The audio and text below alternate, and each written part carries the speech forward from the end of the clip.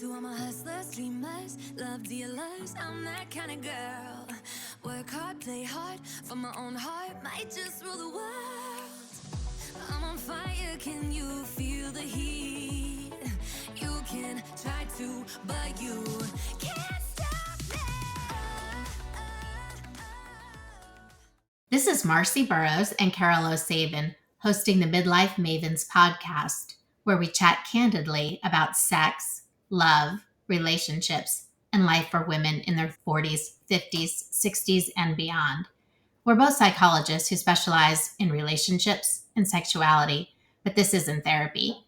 Thanks for joining us to discuss the ups and downs of life in the middle.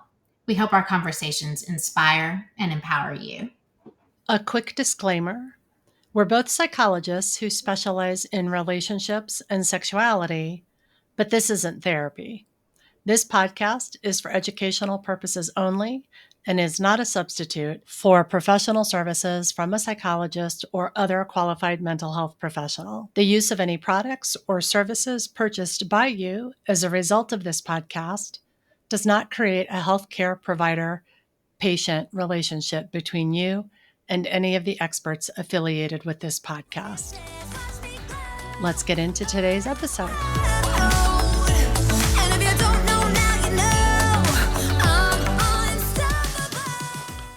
Today, we're talking about the emotional, physical, and financial toll that can come with caring for aging parents. This is another one of those episodes, Marcy, I think, where there's a lot that we could talk about, and we might have to sort of skim the surface and then see what listeners feel like they need to hear more about, because this is a really big topic. Yeah.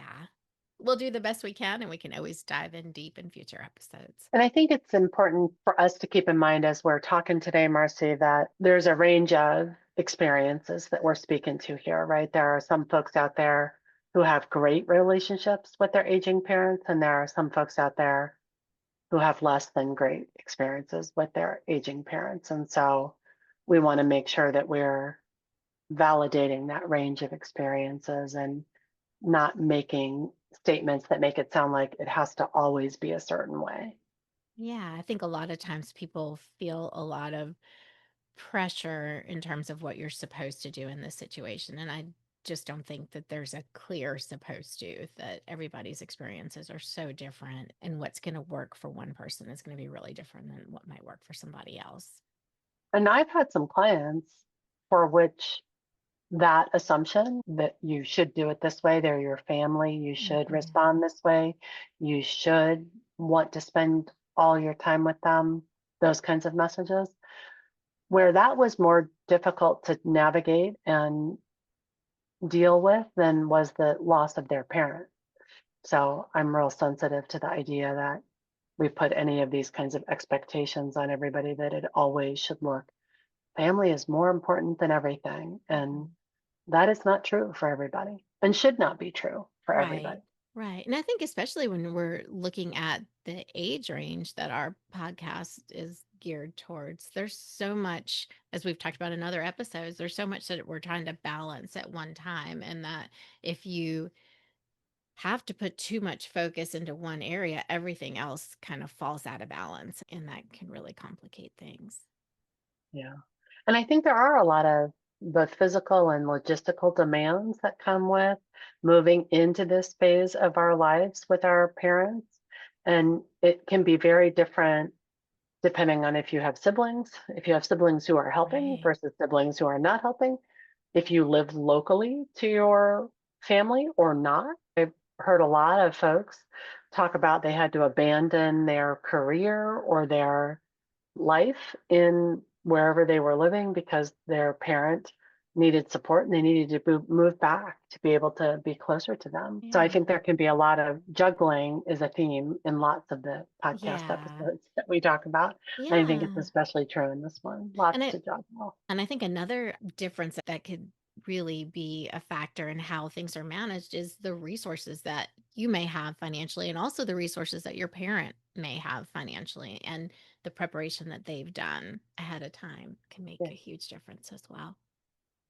And people are often not prepared for that. My parents worked blue collar jobs. They didn't have a lot of money. And if we needed an assisted living or nursing care facility because Medicare doesn't pay for that. And I think that is a misunderstanding that a lot of people have. They think that Medicare is going to pay for it. Medicare won't pay for long-term extended nursing home care. Even when my mom was recovering from a back surgery and had to go to rehab, she was in rehab for 6 weeks. Medicare paid for 20 days and we were responsible for the rest of that. That did not get paid for by insurance or Medicare. So, And the impact that would have on people that are living paycheck to paycheck is huge. right. And then a lot of folks will say, when you get to that place, we had this conversation with folks when we were trying to figure out how to manage things for my mom. They said, well, you can just have her go on Medicaid. Well, putting a family member on Medicaid has lots of impacts, especially impacts for family members, including if your parent owns a home and then you have to sell the home and use those resources to pay for your nursing home care before Medicaid will kick in. And if other family members live in the home, that's like, where are they going to go? If they're living in a family home and now the family home has to be sold because it belongs to mom and mom needs to go on Medicaid. That's an issue that an aspect of the financial piece that people are not prepared for. Yeah. One area that I've seen in clients too is when maybe they do have financial resources and it is one of those situations where maybe the relationship hasn't been very strong, or maybe the parents had a substance abuse issue, made some poor choices in their life. And then that kind of idea of, do I need to be responsible now for my parents' poor choices before? And that's a really hard one to wrestle with. Right. And it's navigating not only their own internal guilt about that or sense of responsibility, but also the messaging that they're getting from other family members, from extended family, from society in general. Sort of back to that idea that family is more important than anything, which for many people, that's not true. It is not then the safe, secure place that it is supposed to be, and that it is for some people. Yeah. So I think we've kind of covered the financial Yeah. part. What about the physical and logistical demands?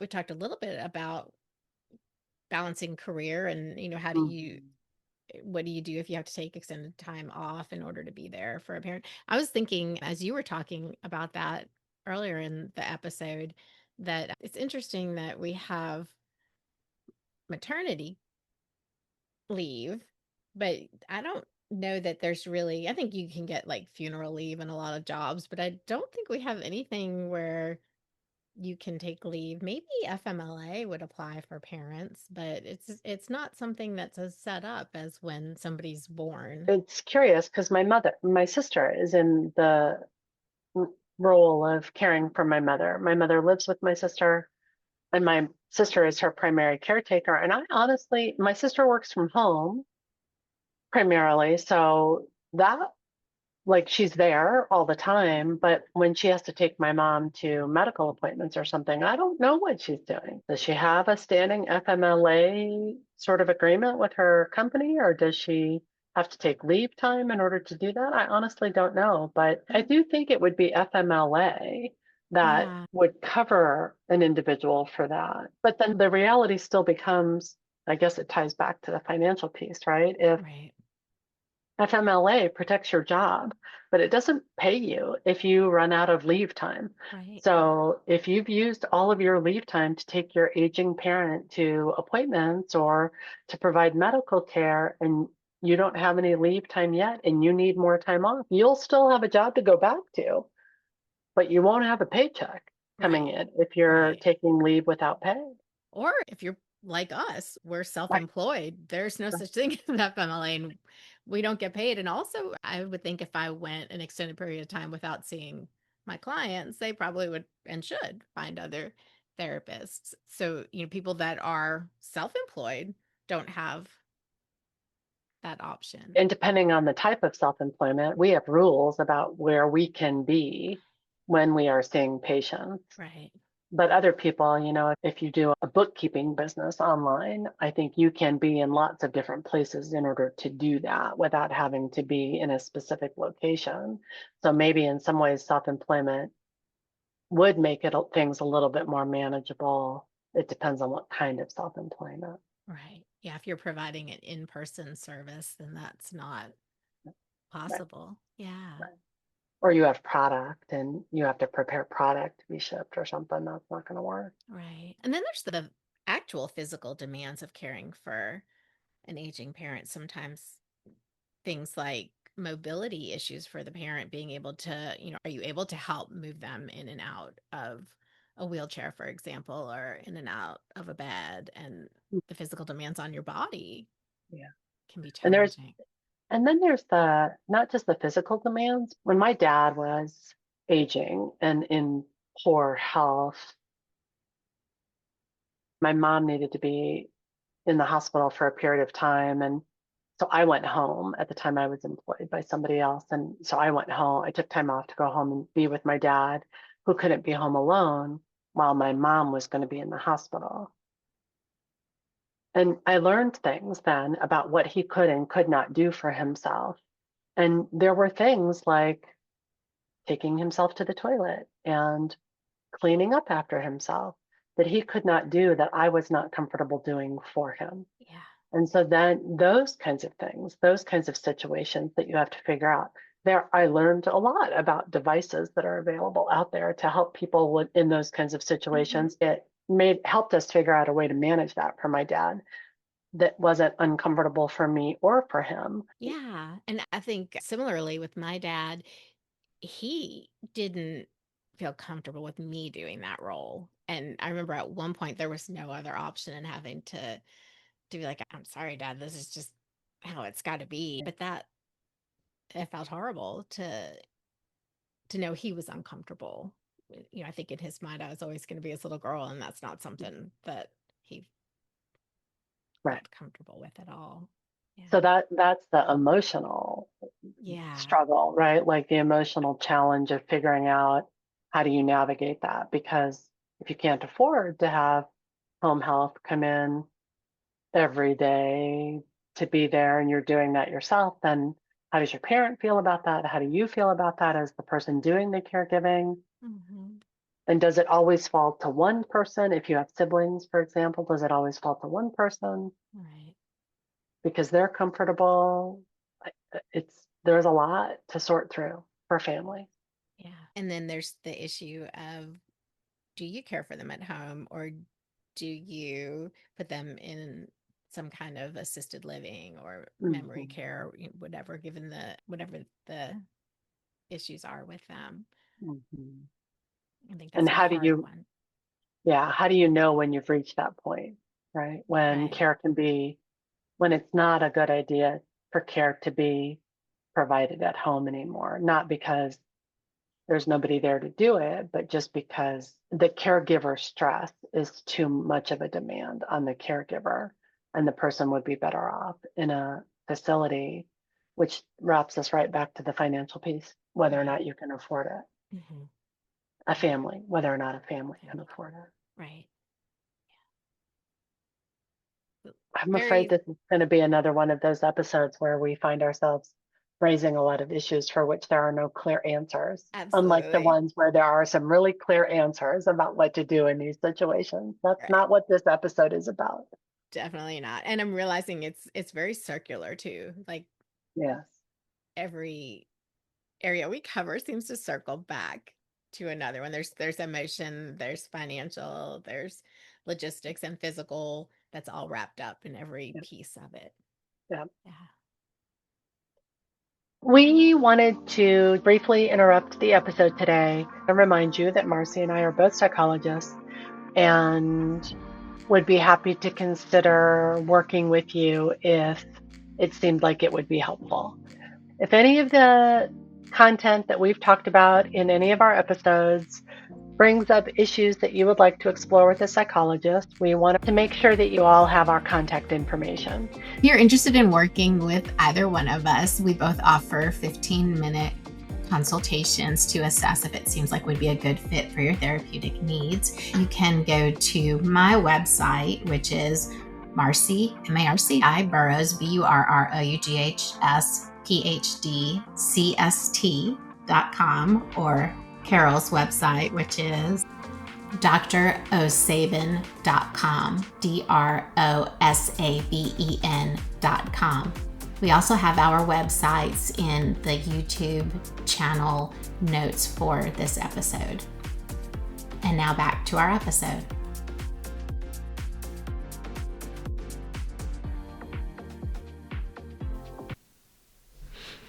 So we've touched a good bit on emotional, but one of the things that I was very aware of with my dad had dementia, and it started very early. He had Lewy body dementia. He was first diagnosed at 63, so it was really young, and he lived for 10 years with it. And I remember for me, one of the hardest parts was grieving the loss of him before he was actually gone. That the dad that I knew, there was only windows of him and his personality coming through over that 10-year period, and progressively less and less. But that losing him a little bit at a time was really difficult. That grief in some ways, or grief of who he was. Anticipatory grief. Yeah. And there are positives to that, and there are downsides to that. It's hard to see it happening before your eyes. You probably felt better prepared for it when he did eventually die, because you had been preparing for it in some ways for the whole 10 years prior to his death. And there was feelings of relief that he wasn't suffering anymore. That, my dad was always so dignified, and I think the dying process can be very undignified. I think there was relief that he wasn't suffering in those ways anymore. Well, and honestly, I'm guessing relief for the caregivers too, because it's relief for the person who's died, but also it is a lot of time and effort and energy. I see that with my sister. Not only is she working a full-time job, but she's responding to every need that my mom has. My mom can do very little for herself at this point, and that it's is exhausting. Yeah, and never really having a break or downtime. Yeah. And that leads us into managing compassion fatigue, which I think this is the area where we can give some tips and help. How do you take care of yourself through this really hard time? Kind of the whole idea that you can't be there for somebody else if you're not taking good care of yourself. Put the mask on yourself before you put it on the child in the airplane. It's the same thing here, that if you don't do the things that you need to do for you, you're not going to be able to show up in all the ways that you want to or need to for your parent, for everybody else in your life.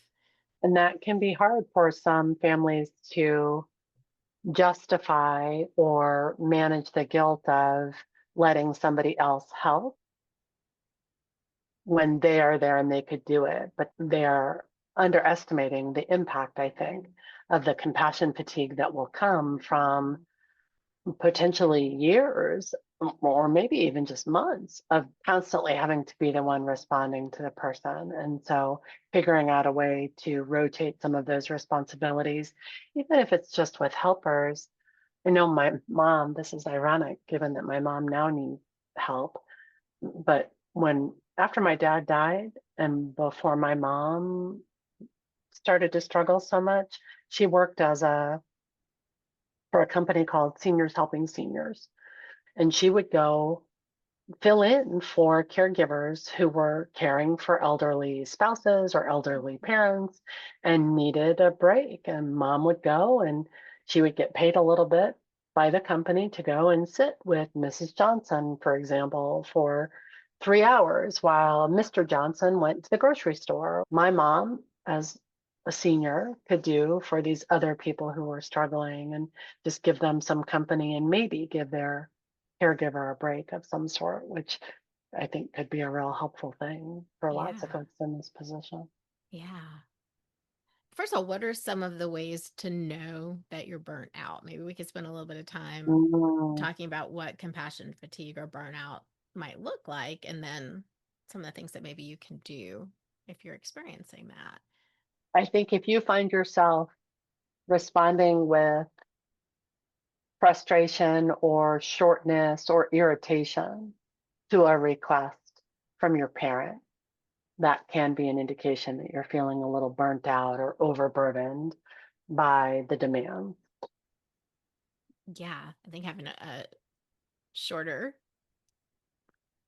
patience or shorter fuse. And I think noticing that you're struggling with sleep, appetite, kind of same things that we'd see with depression, that not enjoying things in your life, not able to concentrate as well, connecting with other people. Cutting yourself off, if you find that you aren't able to engage in the kind of social interactions, social activities with others because of your need to be with your aging parent, I think that's a sign that you could certainly be headed down the path toward compassion fatigue or caregiver fatigue. And symptoms of depression and anxiety for yourself could be an indication to me that somebody is getting too wrapped up in the caregiver role, that they're not able to take care of themselves in the ways that they need to. I think feelings of apathy or dread, not wanting to get out of bed in the morning. Yeah. So then the next question from a lot of people is always, what am I supposed to do about that? If I'm the caregiver and I'm caring for my parent and I'm feeling this compassion fatigue, what am I supposed to do about that? And that can be a hard place too, and loops us right back to the logistical and physical and financial demands of caring for an elderly parent. Because the first thing I would say to somebody asking me, what am I supposed to do about my compassion fatigue, is you probably need to take a break. But in order to take a break, you need somebody else to help out. And we're not always, when we're in these positions, I don't think we're always great at recognizing where we could get help, right? Like that seniors helping seniors or some similar kind of help around the home kind of an agency, but also friends and former coworkers. If your parent belongs to a church or to another civic organization, maybe there are people there that would like to come in and spend a little bit of time with your parent while you go take a break in whatever way that looks. And certainly if there are siblings, having a conversation with siblings about how some other siblings could rotate in if there's one sibling that's doing the primary caregiving. What did you guys do with your dad? Did you use some of those practices? Well, first of all, I think this goes back to resources, and you kind of have to own some of my privilege in that place, that my parents had significant financial resources. They had some stuff in place. My dad had in-home care, that he had a plan that covered that, and they were also able to supplement that. So he pretty much had an in-home person around the clock. The times where I would be there would be like, for whatever reason, the in-home person was sick, or something like that. They had somebody in particular towards the end who was a private individual that lived with them and helped Ah, take care of him. So if she were unavailable, or she were sick, or she had something she had to do with her grandkids and stuff like that, then it might fall to me when he was here. They would go back and forth between here and Florida, or on my sister and my mom, certainly, as well. But yeah, so but we were very fortunate in that way, and I know that that's not always the case for right, people. right. Yeah. And again, that's another place where, and we didn't really talk about this when we were talking about financial stuff, it's important to explore lots of different avenues for financial resources if you find yourself in this position. Some of Medicaid, Medicare, to the extent that Medicare would help, but also, it is my understanding that veterans benefits provide a little bit more support for aging individuals than does Medicare, for example. If a family hasn't explored the potential existence of veterans benefits, then that Yeah. might be something Right. that could be looked at to provide some of that home health. Do you think that the Seniors Helping Seniors, I've not heard of that organization, but I do know people who have done that kind of work. My partner's mother, a few years ago, had an elderly woman that she sat with, and she was just a few years younger than this woman. The woman had other people that were caring for her, but when they would need a break or when she'd have a small shift, and it was almost like a friendship, a companionship, but she was also there in case something happened, in case she fell or whatever. I've known of a couple other people that have done similar things, whether they're senior citizens themselves or even younger people. Who have a friend of mine who in between jobs did that for a little while, and she would take care of an elderly woman who just couldn't take care of herself full time. So I think, finding some of those people in your community, reaching out to see if anybody might know somebody who's interested in doing that, or finding a CNA might be Right. some options. I have a friend who is a CNA, and she did that a lot. She worked as a private nurse's assistant for primarily elderly. Occasionally, it was younger folks who had some form of a significant disability that needed support in the home. And I wonder if local, like area agency on aging in a county or something might be a resource for that kind of information for folks. Right. And even if you can't afford that ongoing around the clock kinds of things like my family was fortunate enough to be able to do with my dad, if you are finding you're having compassion fatigue in a similar way that, if you have little kids and you need a night out and you pay for somebody to watch your kids, is it possible for a few hours to pay somebody at an hourly rate to give you a break so that you can Right. do some things for yourself and Kind of respite care. yeah. And I think the other piece of that with compassion fatigue is battling your own guilt about Right. letting somebody else help you with that, letting somebody else care for your mom or your dad or Right. whoever. You can't do it full time. Right. And I don't think you can do it well if you're burnout. That is where you're going to probably Right. find yourself more irritable, snapping at them, not being able to focus as well. That if you Right. are able to take that time for yourself, you're going to be able to be a much more compassionate caregiver than Right. if you don't do that. So it kind of goes Right. back to that. You have to put the mask on yourself before you put it on the other person. And I think the other piece is setting boundaries with people around their expectations. So if you have other family members that are contributing to guilt around that, being able to say, hey, you know, I need help, or asking for help and being Mhm. clear about what you can and can't do. And recognizing too, I think, and this is kind of my position, I live far away from my mother, so I can't be there all the time. And my license is such that I can't be in Indiana and see most of my patients. So it would be a significant financial hit for my family for me to go to Indiana for any extended period of time.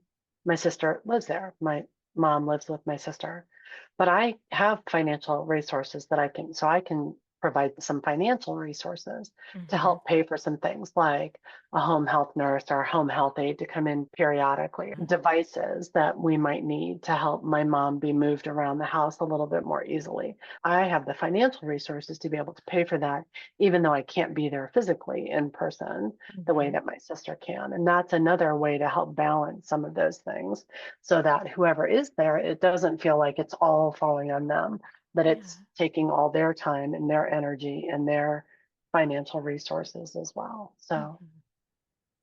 and then I think that starts to move us toward that issue that I kind of mentioned at the beginning around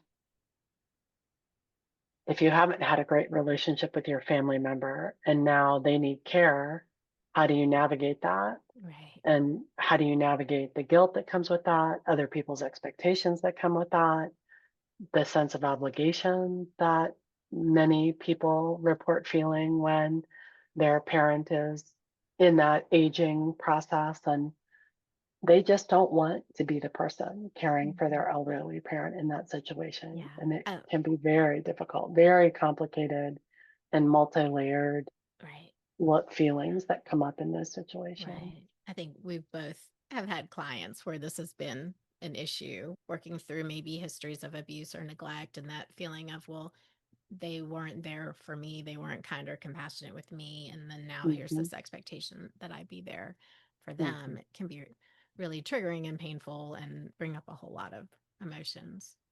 Yeah. And expecting a child to show up for the parent in the way that the parent wasn't able to show up for the child, Right. which I think can be a real difficult struggle for a lot of people. Yeah. And I think a whole lot more likely if you decide to take on that role, a lot more likely that there's going to be some compassion fatigue and Yeah. burnout because you're already ambivalent about being there and conflicted. The The, emotional drain would be yeah, more. right. Because the emotional resource is so much less Right. in those kinds of situations, in situations of estrangement or cases where there's been abuse or neglect or those kinds of situations. So the resources are far less to be able to put toward them. I remember the first time I was watching a reel on Facebook or something, and a hospice nurse was saying, if you were emotionally or physically abused by your family member and your family member is now in hospice and they ask me to call you, and when I call you, you tell me that you don't want to have anything to do with them because of how they treated you as a child, then I'm okay with that. Right. And I expected her to be laying on this, whoever this Right. creator was. I expected her to come from a place of guilt, trying to guilt people into taking care of somebody in their family who might have abused them when they were younger. And she was very clear that that was not what she was about, that she was saying very clearly, it is your right to not have to put yourself in a situation where this person who abused you is now somebody you have to provide care for if you don't feel you have the capacity for that. And I'm okay with that. Yeah. And that was a relief kind of to hear that other people were talking about this thing, because Yeah. you don't hear about it a lot. You don't No, hear in no. our jobs, we don't hear people outside saying, it's okay if you don't want to take care of your parent when they're getting older or Yeah. when they're dying. It's okay if you Right. don't feel like you have that compassion to give. And again, I think that's where everybody's going to be different and you have to figure out for you what fits for you. Agreed. And being able to stand up for yourself and, like you said a minute ago, set Set boundaries with those boundaries. other family members Yeah. or community members who might say, well, Yeah. but you should. I You should. remember I remember I had an elderly client years ago who was really struggling with health and ability to take care of himself. And I was working with his general practitioner, and we are like, we got to bring the kids in. Somebody needs to kind of step in and start helping take care of him. And when we contacted the kids, we got the response of, he was never there for me as a kid. He was not a kind dad. I'm not interested. That's fair. That's Mhm. Yeah. that makes sense. And then there was a social worker involved who was able to access other resources. I think there were Right. some veteran stuff, but that makes sense that, to have that expectation isn't fair. I find myself most often in the position of helping the the adult child now, get comfortable setting those kinds of boundaries. It's okay for you to say no, you're not going to go do that. It's okay for you to not respond when I've had a situation with a client where the parent was in a facility and the facility called my client to say, hey, your parent needs X, Y, or Z. And to give my client permission to not answer the call. Mm-hmm. They're your parent, but you don't owe them an obligation. And if you're not comfortable doing that, then they will figure out what the other resources are that are available to care for your family member. You don't have to Yeah. take that responsibility on Yeah. just because they're calling you. Right. Yeah. Well, I'm noticing we're probably running to the end of our time, but kind of going back to managing the burnout and the compassion, I believe episode 8, we did some exercises on self compassion and grounding, wasn't it? Yep, I did a grounding exercise, five senses grounding exercise, and then you did the Yeah, compassionate compassionate hands. hands exercise, I think, right? And those are some good exercises just for coping in general, but they're also ones that you could do from an aging parent's home, just as a exercise in self care. So I encourage you to, if you haven't listened to episode 8, go ahead and listen to episode 8 or re-listen to episode 8 and realize that you're not alone in this phase of life. There's a lot of us that are dealing with similar issues, and there's not one right or wrong way of doing it. It can be a nice way, if you can't get out of the house, to take a break from the person you're providing care for. It can be a nice way to kind of clear your mind, at least for a little bit, to let go of some of the frustration or irritation or depression or anticipatory grief that comes up when you're in that situation.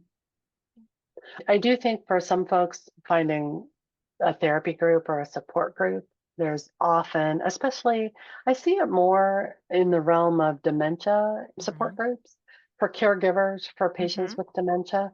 But I think in those same kind of like area agency offices in the county and maybe hospice, if your elderly parent is in a hospice situation, they often provide support groups and therapy groups for caregivers in those situations. So looking into those, I know there's a local hospice agency here in town that I toured a few months ago, and they have support groups for caregivers. And you don't have to have a patient in hospice care with them. You can still attend the support group. So if you're providing hospice support for an elderly person or a person who's in hospice, even if you're not enrolled with them, you can still participate in the caregiver support group. So those kinds of options might be available in the community where you live in a way that could provide some of that support if you are feeling like you're kind of stretched thin emotional resources. My guess is that there's also probably some online options as well that, if there's not anything locally in your community, there's probably some online stuff that's more nationwide that is out there. So we can And look of course, and put some of that in our show episode notes. notes too. Yep. Yeah. And I'll put a couple of books that I'll put in the show notes, one on helping people sort through end of life kinds of questions in dealing with an aging parent whose health is beginning to fail, a really helpful book in that regard called Being Mortal. And again, I'll link that in the show notes or put up information about it.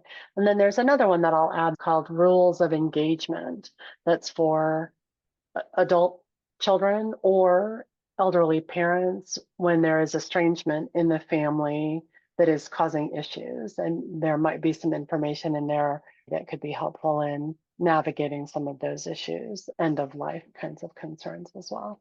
So we'll put both of those in the show notes. Sounds great. Well, thanks for joining us today, and we look forward to having you join us in our future episodes. See you in the next one. This has been Marcy Burrows and Carol O'Sabin with the Midlife Mavens podcast. As psychologists, we are big advocates for therapy. If anything in today's conversation left you feeling like there is more that you would like to explore, we encourage you to pursue therapy. In today's episode notes, we've listed links for several directories you could use to find a therapist who's a good fit for you. Thanks for joining us today. We look forward to seeing you in a future episode. Be sure to visit our Midlife Mavens Facebook page to share your ideas about future conversations.